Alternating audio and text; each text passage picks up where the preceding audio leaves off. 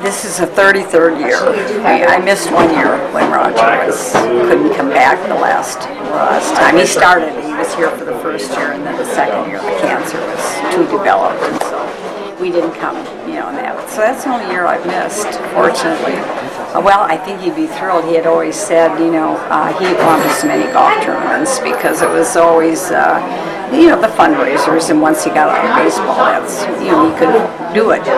And so we had come back here, and Shanley was in need of money and to keep going. And so he said, well, gee, I'll, try to start a golf tournament here. So he was able to get Mickey and, Bruce and a few of the guys to come. So it was very small. So that's how it all started. And then the next year he said, I'll continue this if it's done right.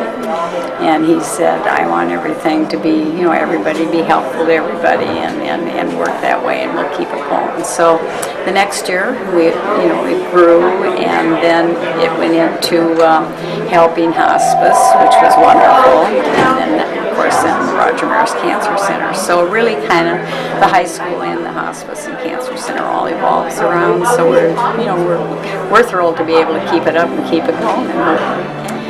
Well, it was a strange year. It started out with going to spring training, and I usually didn't do that because I already had 3 children, and then Randy was on the way, and so I said, okay, I'll go to spring training this year. He said, let's go. So, funny story, we had our house rented to the Kansas City manager that was coming, because we were living in Kansas City at that time.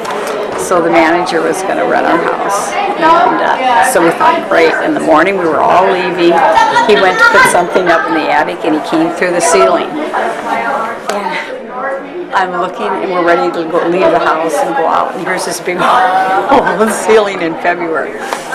So anyway, that started it out, and then had a problem in spring training, and then we went to New York, and of course the wives go ahead and find housing, and a lot of them had already had housing, but of course I didn't. And here I was with the 3 kids. And the car, that was the first year that they had those luggage racks on top of cars. And I drove through New York with that, coming from Fargo, driving through New York. I've never been so scared in my life. But anyway, before I could even find a place, the manager from Kansas City was fired. So our house was empty, so I went home. And that was probably a good thing, because he really could concentrate, on his baseball, and didn't really have a lot to go, except we weren't there to really be with him, going through that.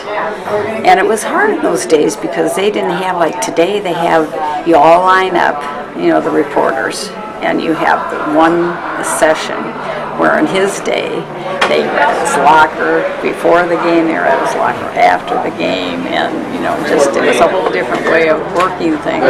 So it was hard for him, but he pulled through. God, he was transferred from Fargo Central, and I was a freshman and sophomore, and we just met at basketball games and things like that. So I don't know. He wasn't playing sports at the time, because he couldn't play when you just transferred. So I don't know. I'd never really even seen him before or heard about him, because when you lived on the south side and the north side, it was funny. You didn't really know until you got to high school, and if you went to high school with him, like at Shanley, then you met him. So I don't remember. I'm not this romantic type, I guess. Well, I thought she was a pretty classy lady, because, she kind of wasn't out there on every, thing, so that's kind of a compliment, I guess. Well, I think that's a really nice thing to have a legacy, of that, Roger Maris Cancer Center, because when you go through that, you really, it's really something that you don't think about until you have somebody very close to you that is, so to have that named after him and to be able to help people with it, I think it's great. Well, he and I both were really, glad that we got to be taught by the nuns. We felt very close to them. Of course, the ones that we were taught by are not here any longer.